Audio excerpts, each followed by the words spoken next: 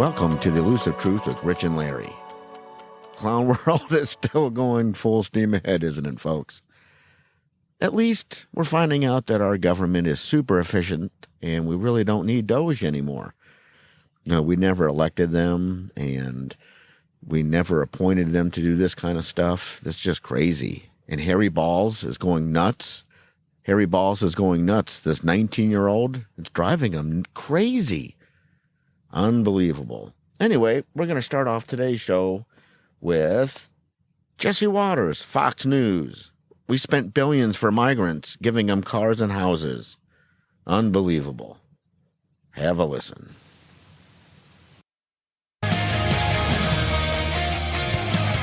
There's been a break-in at the IRS. Doge just kicked in the door and ordered executives to put their hands where they can see them.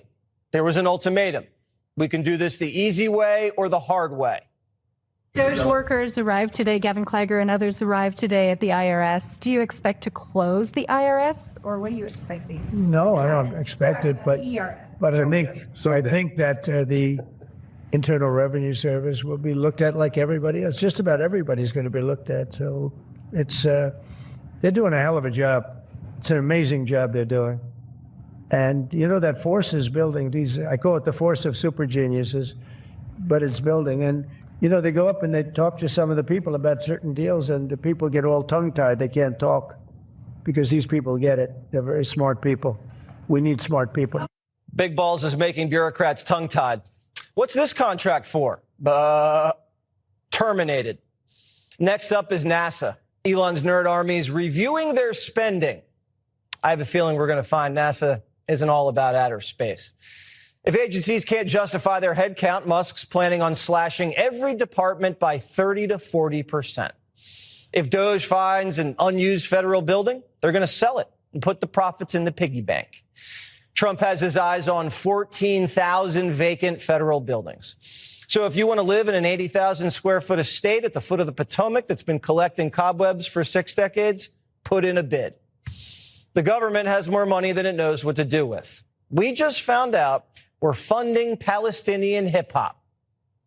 I uncovered over $3 million to a rap artist in Gaza producing anti-Israel, anti-Semitic songs. Is that the best use of American taxpayer dollars? I would venture not. And here's who got the money. Mama, Gaza's getting bombed, but nobody's saying it. I'm kinda getting scared now, but nobody's getting it. See, they terrorize my days, but say that I'm the terrorist. How can I be the terrorist? Do you know a terrorist? Cause all my life I've been terrorized, so I can't be the terrorist. And sometimes I wish I was aborted, ripped out of my mother's wombs. I know I'm sick and I'm morbid, but they cannibals, they animals, they grilling our organs. Auschwitz reincarnated, brought back to life by the victims that were burned by the Nazi life. We sent $3 million to Kanye West Bank, his organization. We're paying Palestinians to rap about the bombs we sold Bibi. American taxpayers are like bookies. We're on both sides of every deal. We spent $20 billion to freak out a bunch of pets. Injecting puppies with cocaine, staging hamster fight clubs, putting dead turtles on treadmills. Cats have marbles shoved up their rectums and are electroshocked to make them defecate in constipation experiments. Examine the effects of party drugs on animals injected with testosterone. Who are we buying the cocaine from? I can get a gram from Gutfeld and give it to Rookie. Why does that cost so much? I can find a dead turtle in a pond, throw it on a treadmill, hit start, watch it keel over. That's free. A hamster fight club? Did they hire Joe Rogan to announce the fight? $20 billion is what Trump asked Congress for to build the border wall. We did this instead. We're also learning through the New York Post, the Department of Health and Human Services wasted $22 billion buying migrants cars and homes and giving them seed money to start businesses. Now Jose has a Cadillac, a bungalow, a side hustle, and a credit score of 740. Did we buy cars and homes for folks in North Carolina after Helene? And Biden's EPA couldn't get the money out the door fast enough. An extremely disturbing video circulated 2 months ago featuring a Biden EPA political appointee talking about how they were tossing gold bars off the Titanic, rushing to get billions of your tax dollars out the door before Inauguration Day. The gold bars were tax dollars, and tossing them off the Titanic meant the Biden administration knew they were wasting it. Right before Christmas, Biden's EPA gave the Climate United Fund $7 billion. This climate fund looks like a slush fund to funnel cash to Joe's donors for pet projects. We looked to see who ran the fund and went to the board of directors page. They scrubbed it. It's all gone. They took the money and ran. That's why Trump calls it the Green New Scam. Doge is saving over $1 billion a day chasing this trash down, and Democrats are acting like they're getting carpet bombed. What does that mean when an unelected billionaire can waltz into our agencies and slash and burn the whole thing to the ground like a Taliban terrorist? Only a Democrat thinks defunding cocaine puppies is terrorism. Bill Clinton fired almost 400,000 federal bureaucrats. No one called him a terrorist. We called him Slick Willie. And Trump and Elon are offering very generous buyouts. 75,000 workers have already took them up on it. The retirement cave hostages are working 24/7 processing all this paperwork. Trump's doing exactly what Obama wished he did. One of the commitments that I made to the American people was that we would do a better job here in Washington in rooting out wasteful spending. We don't need to wait for Congress in order to do something about wasteful spending that's out there. Cutting waste, making government more efficient is something that leaders in both parties have worked on. We haven't seen as much action out of Congress as we'd like, and that's why we launched on our own initiative the campaign to cut waste. So Obama said he didn't need to wait for Congress to cut waste, fraud, and abuse. That's funny. The New York Times has always covered government waste under Obama, Clinton, Bush, everybody. Yesterday, the Times reported the federal government loses between $233 to $521 billion a year to fraud. And in the same week, the Times writes this headline: Musk asserts without proof that bureaucracy is rife with fraud. Without proof, the Times just reported the proof. And it's based on the government's own accounting. This is why no one trusts the media. Finally, Trump hired a rocket scientist with an IT department to root out the fraud, and the Democrats are against it. Who the hell voted for Mr. Musk? Who the hell voted for, excuse the phrase, a guy who calls himself Big Balls? No one voted for Musk. So what? No one voted for Fauci either. You voted for the president, and he appoints people. And why are we even having this conversation? Trump ran on reform and won on it with Musk at his side. And Musk is doing everything under a national spotlight. He's not hiding in the shadows like Soros, financing open borders and crime waves. These people are never going to learn. After getting humiliated by the Russia hoax, Maddow's back to spreading conspiracies.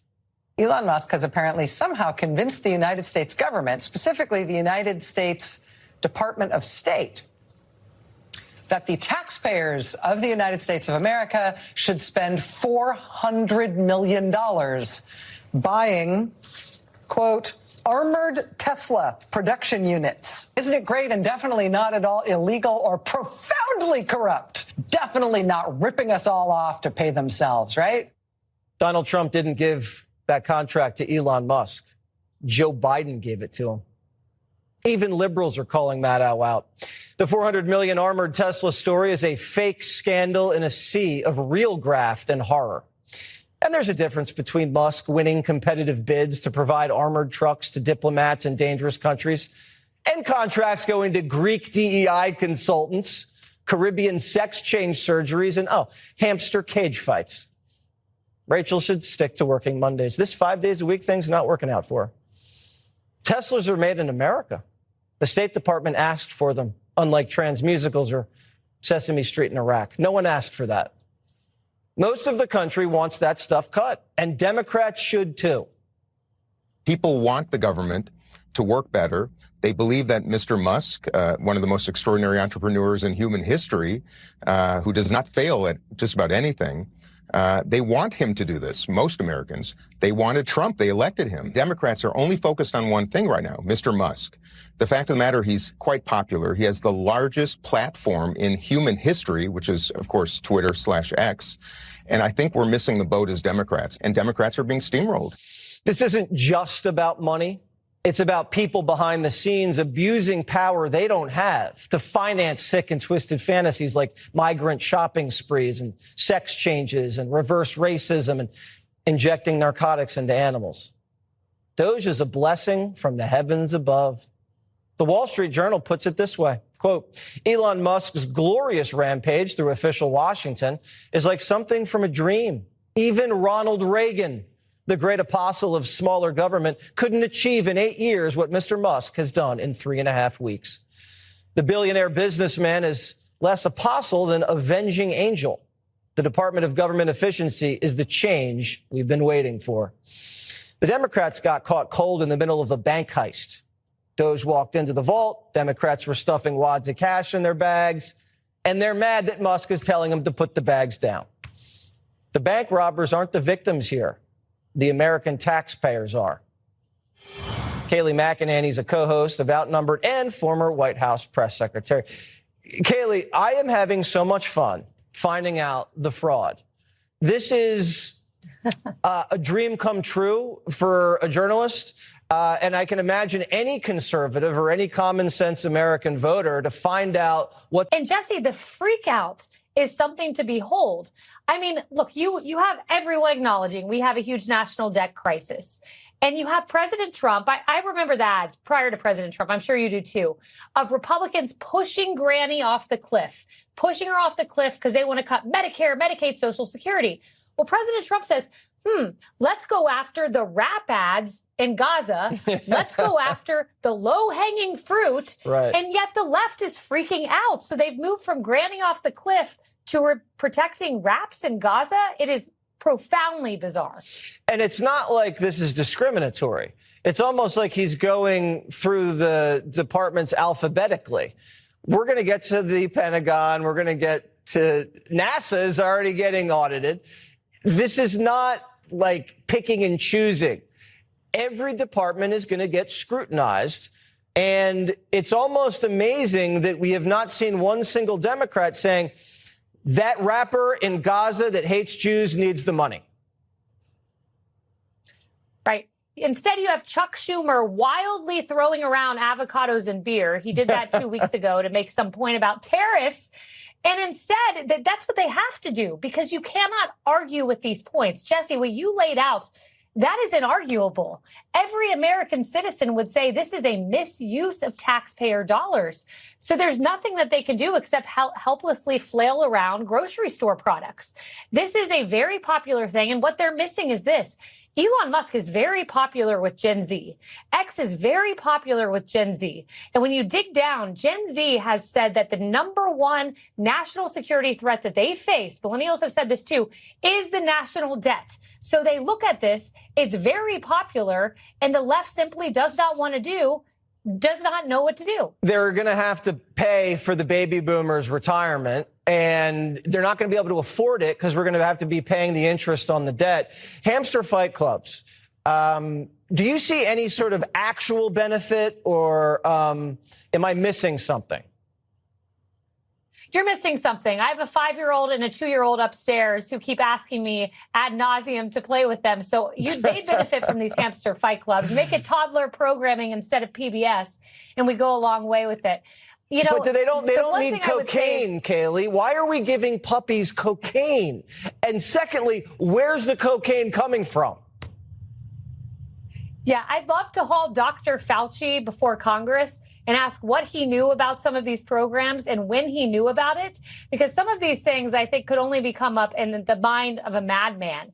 You know, but Jesse, look, the one point I really do want to make is this: Medicare, Medicaid, Social Security. President Trump said, I'm protecting those. I'm going after the hamster fight clubs. I'm going after the cocaines that we're pumping into animals. He is a mastermind at how to fix a problem without damaging himself and the party politically. This is brilliant what they are doing. Absolutely brilliant, which is why the left is flailing and President Trump has a 53% approval rating. All right. Almost as high as yours, Kaylee. Always good to talk to you. Almost. Getting there. Now go take care of Thanks, those Jesse. kids before they fight each other. Just when you thought our government struck a new low, we found out even more and more fraud, waste, corruption with these agencies. We just started this game, folks. It's going to get crazier. Anyway, there's a lot to take in on that. But yeah, thank you, Jesse Waters. That's awesome. Really, it was, it's enlightening. The Democrats are beating a dead horse. You know, we got to get rid of Elon Musk. He's evil. He is taking our money. He is acting as president, and he's a rogue gentleman running through our departments, creating constitutional chaos. It just never ends with them Democrats because the gravy train is stopping. And the next step is who's accountable? Who made these decisions? So for the next clip, we're going to go to Fox News Live again. This is Republicans have a new federal secret declassification task force. House Committee on Oversight and Government Reform Chairman James Comer and Representative Anna Paulina Luna are in charge of a new committee. Have a listen. Task Force on the Declassification of Federal Secrets.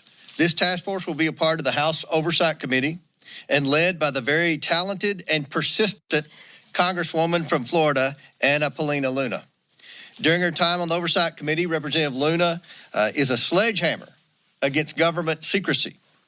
She is committed to throwing open the windows for the American people to allow the sunlight of truth shine on the federal government. I can think of no better person in Congress to lead this task force than Representative Luna. Last month, President Trump signed an executive order to begin the process to declassify information on the assassinations of JFK, RFK, and MLK. This task force serves to build on President Trump's actions. For far too long, the American people have had reasonable questions of what their government, which they fund every day, keeps hidden about certain issues. And for far too long, the federal government has not answered these questions. This creates distrust in our institutions. That ends today. The voters of this nation delivered a historic mandate to President Trump on November 5th. The keystone of that mandate was demanding increased transparency of their government and elected leaders, and the mandate of this task force is to acquire that transparency. We will open this up for questions from the media, but first I'd like to hand it over to my esteemed colleague and chairman of the new task force, Congresswoman Luna, for her remarks. Thank you, Chairman Comer. When our founding fathers stood against tyranny, they did not merely oppose taxes. They defended the sacred idea of individual sovereignty. They declared that no government, agency, or title could infringe upon the freedoms of speech, religion, thought, and the pursuit of truth. For too long, the American spirit has been dimmed by a veil of secrecy, by a government that has grown too comfortable in the shadows, denying us the transparency we deserve. But today, we stand at the dawn of a new era where the light of truth begins to shine through. A few weeks ago, President Donald Trump made a historic announcement. With the stroke of a pen, he committed to declassifying the files concerning the assassinations of President John F. Kennedy, Robert F. Kennedy, and Dr. Martin Luther King Jr., a decision not just monumental, but pivotal.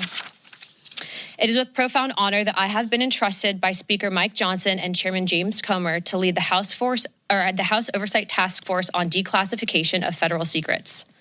Together with the help of the White House, our intelligence allies, the Department of Defense, the Department of Justice, we will be conducting investigations into the following: the assassinations of JFK, RFK, and Dr. Martin Luther King, unidentified aerial phenomena, also known as UAPs, unidentified submerged objects, also known as USOs, the Epstein client list, the origins of COVID-19, and the 9/11 files.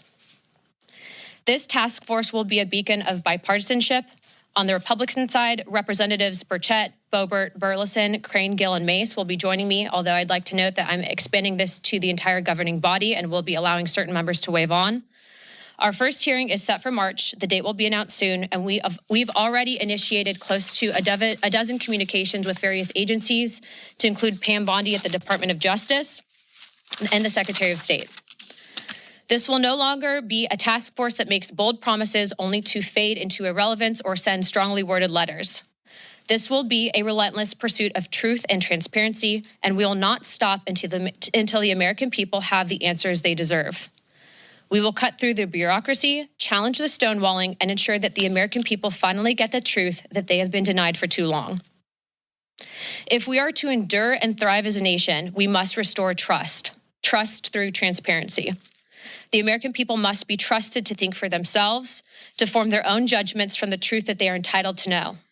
We've been treated like children for too long and kept in the dark by those we elected to serve us. It is my solemn duty to begin mending this trust, to form a new relationship between the government and the governed. Let us embark on this journey together towards a government that does not serve, but one that enlightens. That does not just serve, but one that enlightens. Trust through transparency, that begins now. Without further ado, we'd like to open it up for questions, as I'm sure many of you have those. Hands up. Thank you, Madam. Obviously, your goals are aligned with the administration's on the declassification of Martin Luther King and the Kennedys. How would you handle if you end up, whether it's President Trump or Attorney General Bondi or DNI Gabbard, if they disagree with what you're looking to declassify on a certain topic, whether it's UAPs or 9/11 or something like that? How would you handle if there's some stuff that they don't necessarily want to declassify? Well, certainly, I think that they'd be supportive, being that they're advocating for this. But also, I want to remind the American people that this is bipartisan. There's also Democrats that are looking into answering these very questions. But certainly, we would share that information with the American people. This is about transparency. And I think, again, as I stated, for far too long, there's been a massive push to keep the American people in the dark, and that ends today. Do you have subpoena power?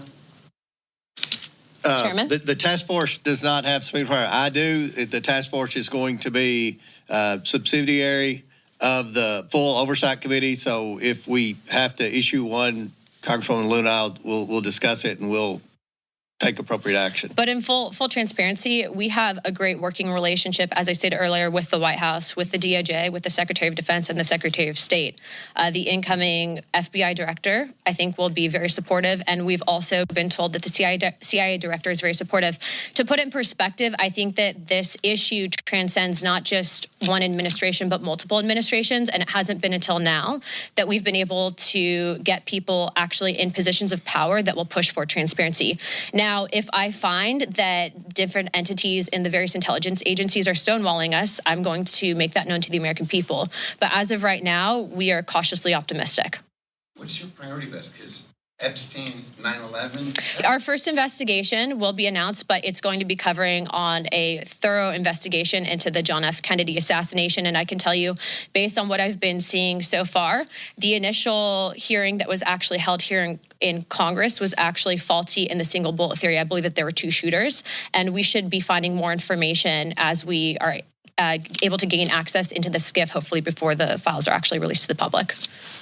Thank you for doing this. Have you identified the Democrats who will sit on the task force, and could you talk a little bit more about the role of Democrats in this? Yeah, so again, this is a bipartisan commission. Remember, JFK was a Democrat, RFK was a Democrat, and I'm sure that I think the entire conference has a question on what actually happened with Dr. Martin Luther King, but also UAPs. You guys know that that was the biggest bipartisan bicameral hearing that we've ever had, I think, in congressional history. I do not know who their members are yet. They've noticed it, but they're taking this very seriously. This is not a conspiracy theory investigating committee. We're actually looking to present truth to the American people. And it's in my opinion that no one person elected to office is more important or more qualified to look at the information that they've been hiding from us. And so we look to push for that transparency.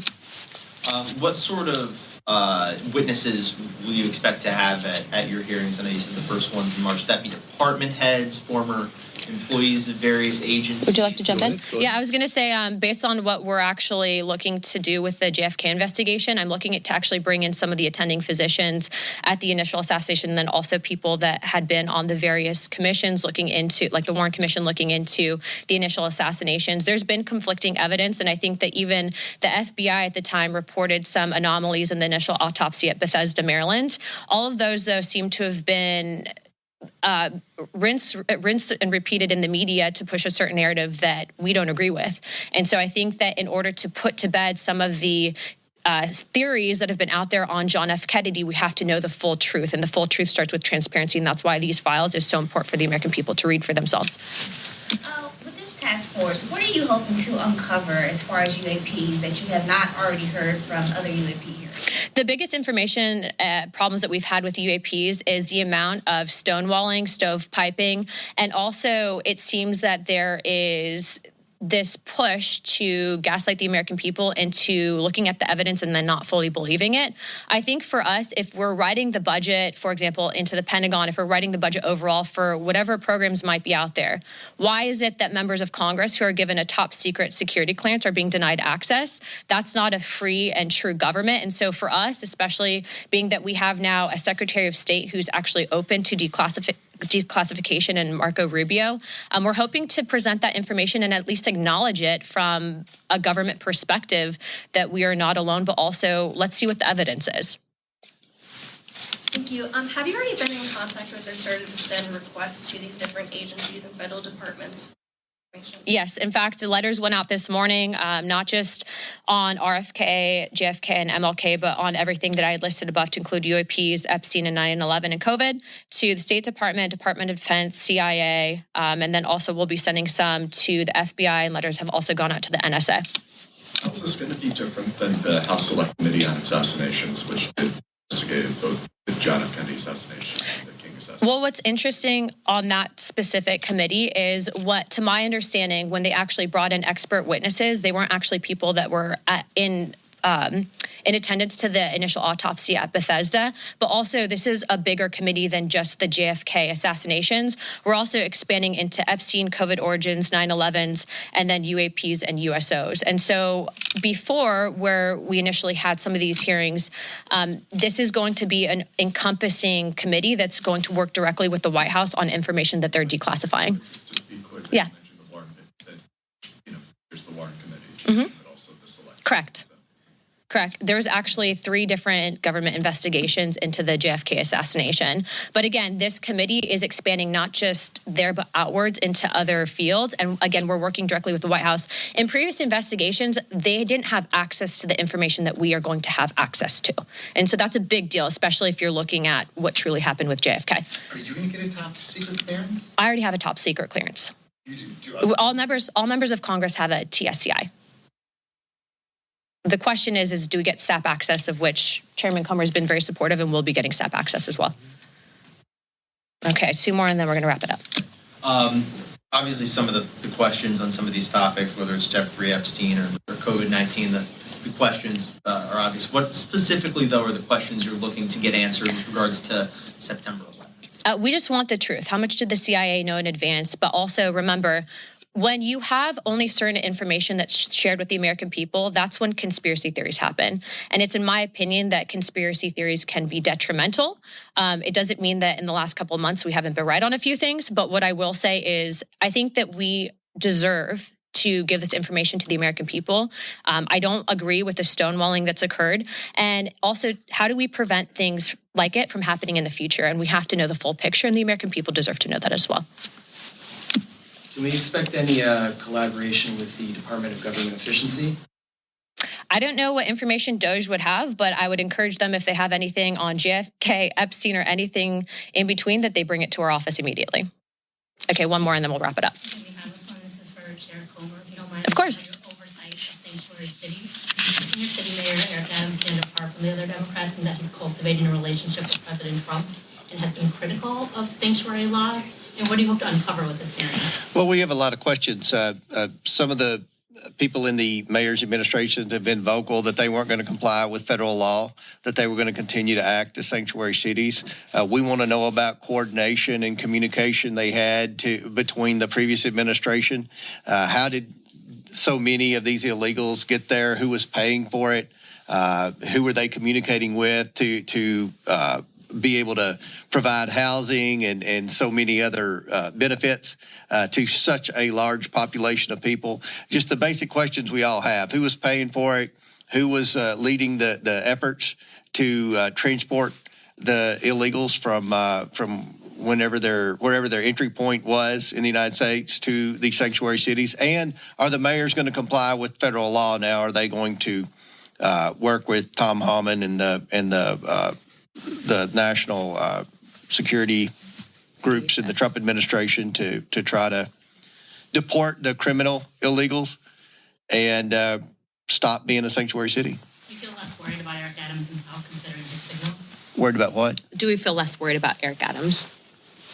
Eric Adams, I mean, he was one of the first mayors to bring up the crisis situation, the fiscal impact on the city. So I think he would be a very good witness, and we have a lot of questions for him, just like we do the other three mayors. So, all right, one last question, then we're going to wrap it up. News Nation, let's go. Can I ask about your relationship with whistleblowers? Is it going to be the normal process that oversight typically does, or would this be? Are you going to create a separate avenue for the task force? I mean, we're all about the normal process, but look, if you have information and it's credible, we've always approached it in that I'd like to be the person that does the interviews for it, mainly because, especially with stuff like this, we want to make sure that there's, not bad actors that are pushing false information to create a narrative that's simply not there. And so, every whistleblower that does come forward, as of right now, there's people that have been publicly out there, for example, on the JFK stuff, that were actually present in the room at the operating room where he was actually brought to right after the shooting. So we hope to bring those people in to testify. And again, these hearings will be open to the public. I'm also expanding this to the entire conference. So if someone's going to take this seriously and look at it through an investigative lens and get answers for the American people, they are welcome to ask questions of the witnesses, and you guys will all receive notice of that. And we'll work with anyone who currently works for the federal government that wants to declare whistleblower status and receive whistleblower protection, if that's what they're interested in doing. And I don't think they're going to face the type of retaliation that the previous administration gave whistleblowers, particularly the IRS whistleblowers that blew the whistle on the cover-up of the Biden family. And I'd also like to close with this. If you are an independent investigator, we are being told that the FBI has now located thousands of pages of documents that they lost before, specifically relating to JFK. We are going to get through as much as we can. We have a great team of attorneys. We have a great team of investigators looking into this, but it doesn't mean that we won't accept help from the public. And so we will be setting up a place for collection for people to present information. But again, this is about transparency. The government works for us. There have been people, I think, in power for too long that try to silo us and keep us in the dark, but that stops today. You're seeing that same message come out of the White House, out of the CIA, the FBI, and every other agency in between. So we are very happy to have the support of all of those individuals, happy to have the support of Chairman Comer and Speaker Johnson. And if you guys have any questions, please don't hesitate to reach out to Oversight Comms, and we'd be happy to answer those at that time. Thank you, guys. A new task force. President Trump is going full steam ahead. Can't wait to see what comes out of this. And to kind of further bolster this is Sky News Australia. This is their quick take on this already. 2 shooters, bombshell, insight to JFK files revealed. Because with all that talking, Representative Anna, she came out and said there's 2 shooters. And that's totally contrary to what we've been taught. This next little clip here from Sky News Australia gives a little bit more of a background to what we've been taught or what the going theory with JFK is. Have a listen. For years, presidents have insisted that they've told us everything they could about JFK's assassination, the 9/11 terrorist attack, and COVID-19. Well, in news that should surprise absolutely no one, they were lying to us. Governments were keeping the truth hidden in the dark. Now, with President Trump in office, we are finally getting some transparency. Anna Paulina Luna will lead the task force on the declassification of federal secrets. And in her press conference today, she did not hold back declaring that we've been treated like children for too long. This will be a relentless pursuit of truth and transparency, and we will not stop until the American people have the answers they deserve. We will cut through the bureaucracy, challenge the stonewalling, and ensure that the American people finally get the truth that they have been denied for too long. If we are to endure and thrive as a nation, we must restore trust through transparency. The American people must be trusted to think for themselves, to form their own judgments from the truth that they are entitled to know. We've been treated like children for too long and kept in the dark by those we elected to serve us. People can think for themselves. What a concept. The truth has been covered up for far too long, and that is about to change. The investigations will look into the assassinations of JFK, RFK and MLK. It'll also look at UAPs, the Epstein client list, the origins of COVID-19 and the 9/11 files. Now, the first investigation will be on JFK's assassination, and the head of the task force has just revealed, from what she's seen so far, what she's discovered, she believes there were two shooters. Our first investigation will be announced, but it's going to be covering on a thorough investigation into the John F. Kennedy assassination. And I can tell you, based on what I've been seeing so far, the initial hearing that was actually held here in Congress was actually faulty in the single bullet theory. I believe that there were two shooters, and we should be finding more information as we are able to gain access into the SCIF, hopefully before the files are actually released to the public. John F. Kennedy was riding in a presidential motorcade in Dallas, Texas, when he was shot and killed on November 22, 1963. And after decades of government reluctance to release all of the documents related to his assassination, we are finally getting them. Now, the Warren Commission determined that JFK was assassinated by Lee Harvey Oswald, who acted alone, but the 1969 report by the US House Select Committee on Assassinations concluded that Kennedy was likely assassinated as a result of a conspiracy.